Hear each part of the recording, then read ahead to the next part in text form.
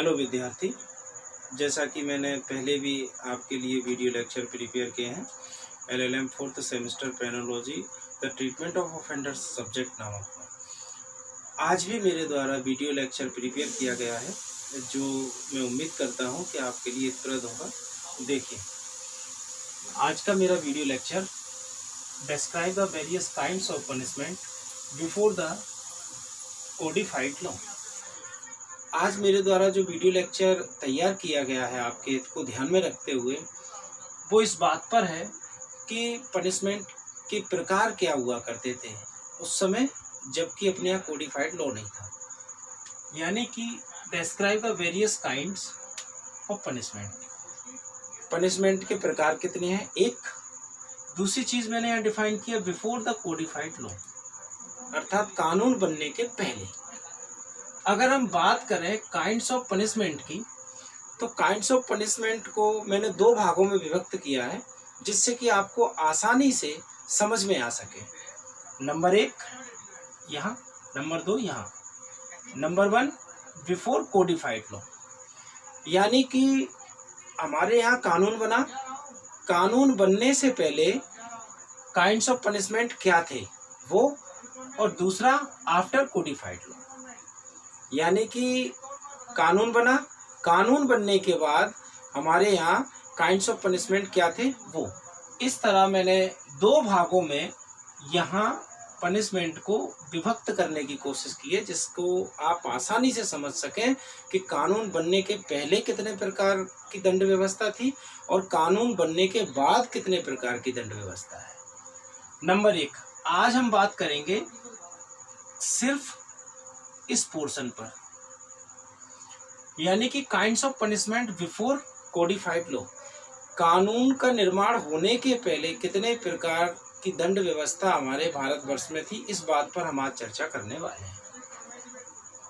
Number 1, flogging, यानी कि भारत में जब कानून नहीं बना था उससे पहले जब किसी व्यक्ति द्वारा कोई ऐसा कार्य किया जाता था जो कि अपराध की श्रेणी में आता था, तो उसके बदले में उसे दंड स्वरूप कोड़े मारे जाते थे, अर्थात कोड़े मारना, फ्लॉगिंग, यह व्यवस्था थी।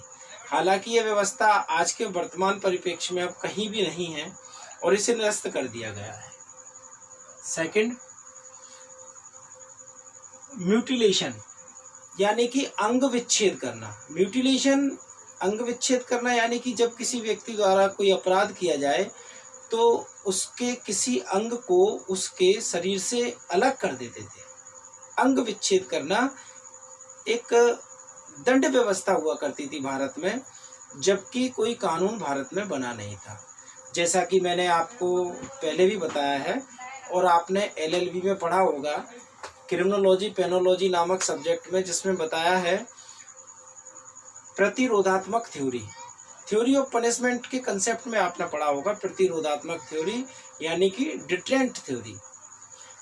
प्रतिरोधात्मक सिद्धांत यानी कि डिटरेंट थ्योरी में आपने पढ़ा होगा कि जब कोई व्यक्ति चोरी करता था तो उसके हाथ काट दिए जाते थे। जब कोई व्यक्ति किसी को पीटता था, यानी कि कहने का तात्पर्य है कि शरीर के जिस अंग से वो कोई अपराध करता था उस अंग को उसके शरीर से अलग कर दिया जाता था, अंग विच्छेद करना। तो जो व्यवस्था थ्योरी ऑफ डिटरेंट में, यानी कि प्रतिरोधात्मक सिद्धांत में आपने क्रिमिनोलॉजी और पेनोलॉजी में पढ़ी थी, वही थ्योरी यहाँ है, अंग विच्छेद करना। आज के वर्तमान परिप्रेक्ष्य में यह पनिशमेंट भी भारत में नहीं दिया जाता है। ब्रांडिंग, अर्थात दागना। जब कोई व्यक्ति कोई अपराध करता था तो दंड स्वरूप गर्म सलाखें की जाती थी और उसके शरीर पर निशान बना दिए जाते थे, अर्थात गर्म सलाखों को करके उसके शरीर पर इस तरह निशान बना दिए जाते थे कि जब वो व्यक्ति किन्हीं लोगों के बीच में या समाज के बीच में या लोगों के समूह के बीच में उपस्थित हो तो अन्य लोग उसको देख सकें और देखकर ये समझ सकें कि इसके द्वारा कोई अपराध किया गया है, जिसके परिणाम स्वरूप दंड स्वरूप इसके शरीर पर लोहे की गर्म सलाखें दागी गई हैं, जिससे उसकी अपराधी के रूप में पहचान हो सके। यह दंड व्यवस्था भी हमारे भारत देश में अब नहीं है। पिलोरी, दंड कटघरा। दंड कटघरा से शायद आप समझ गए होंगे कि दंड देने के लिए किसी एक निश्चित फ्रेम में व्यक्ति को बंद करना, लेकिन बात थोड़ी सी इससे अलग है।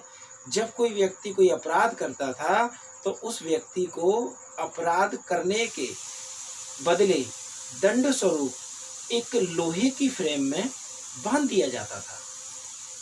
लोहे की एक आयताकार फ्रेम खड़ी करके उसमें बांध दिया जाता था और बांधने के बाद उस पर पत्थर या लाठी या डंडों से मारपीट की जाती थी, जिसे हम दंड कटघरा कहते हैं। अब ये दंड कटघरा वाला दंड देने की व्यवस्था भी हमारे भारत देश में प्रचलन में नहीं है।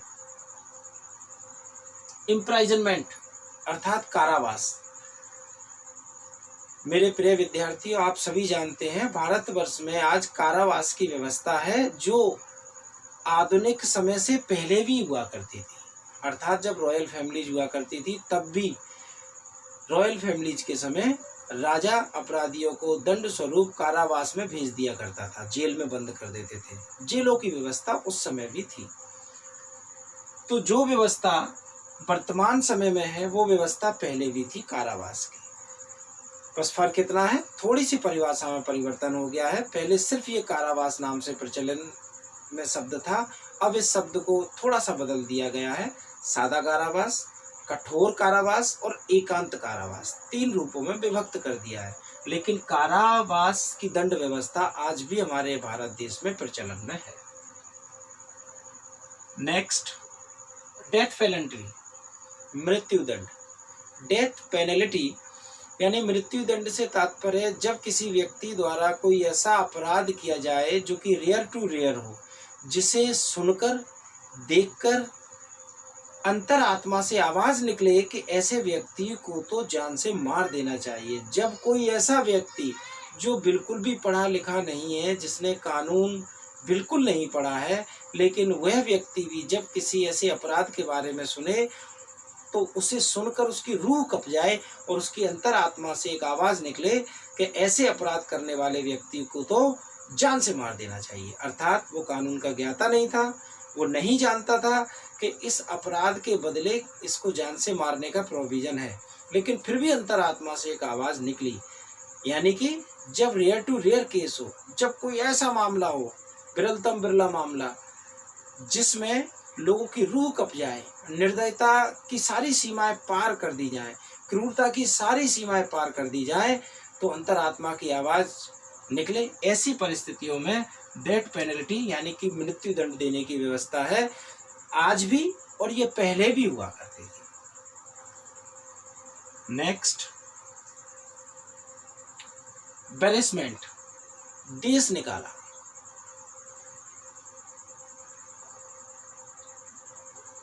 बैनिशमेंट, देश निकाला, यानी कि जब कोई व्यक्ति ऐसा अपराध करे जिस अपराध को करने के बाद समाज को और समाज के एक निकाय को इस बात का एहसास हो जाए कि ऐसे व्यक्ति का समाज के बीच में, सामाजिक निकाय के बीच में रहने का कोई अधिकार नहीं है, इसे समाज के बीच में रखना इस तरह है जैसे इस एक व्यक्ति से पूरे समाज को दूषित करना हो। अर्थात इस व्यक्ति की हमें ज़रूरत नहीं है, और ये व्यक्ति अगर हम लोगों के बीच में रहेगा तो समाज को निश्चित तौर पर कहीं ना कहीं नुकसान पहुंचाएगा, छवि धूमिल करेगा और गंदगी फैलाने के अलावा कोई कार्य नहीं कर सकता है। ऐसे व्यक्ति को उस समाज से, उस देश से बाहर कर दिया जाता था, अर्थात उसे देश निकाला दे दिया जाता था। ये व्यवस्था भारत में प्रचलन में हुआ करती थी, कुछ मामलों में यदा कदा देखने को मिलती है, लेकिन सुचारू रूप से भारत में अभी ये दंड व्यवस्था नहीं है। Next, dunking school. जब कोई व्यक्ति कोई ऐसा अपराध करता है जिस अपराध के बदले उसको एक चेयर पर यानी कुर्सी पर बैठाकर हाथ और पैर उसके बांध दिए जाएं और फिर उसको पानी में डुबोया जाए और बार बार निकाला जाए, बार बार डुबोया जाए, बार बार निकाला जाए, यानी कि पानी में डुबोकर निकालना, फिर डुबोना, फिर निकालना, उसे ऐसी घुटन भरी स्थिति में लाना जिससे कि उसे इस बात का एहसास हो जाए कि मेरे द्वारा जो अपराध किया अत्यंत ही घृणित था, मुझे ऐसा अपराध नहीं करना था। अब मुश्किल है कि मेरी जान बच जाए, और उसमें डर उत्पन्न हो और उसको देखकर अन्य लोगों में भी डर उत्पन्न हो। उस दंड व्यवस्था को डंकिंग स्कूल यानी कि पानी में डुबाना कहा जाता है। ये व्यवस्था आज हमारे देश में प्रचलन में नहीं है। ये उस समय प्रचलन में हुआ करती थी जब हमारे यहाँ कानून विकसित नहीं हुए थे, कानूनों का विकास नहीं हुआ था। तो मेरे प्रिय विद्यार्थियों, जैसा कि आपने देखा, मैंने आज penology the treatment of offenders LLM के 4th सेमेस्टर पर describe the various kinds of punishment before the codified law पर आधारित एक वीडियो लेक्चर प्रिपेयर किया है, जो आपके हित में है। मेरा अगला वीडियो लेक्चर भी आपको प्राप्त होगा, जिसमें मैं इसके सेकंड पोर्शन यानी कि आफ्टर कोडिफाइड लॉ, यानी कि भारत में जब नियमों का, कानूनों का प्रादुर्भाव हुआ, अधिनियमों का निर्माण हुआ, उसके बाद दंड व्यवस्था क्या रही, कानूनों के प्रकार क्या रहे, पनिशमेंट का प्रकार क्या रहा, kinds of punishment after codified law, आप मेरे अगले वीडियो लेक्चर में देखेंगे। धन्यवाद।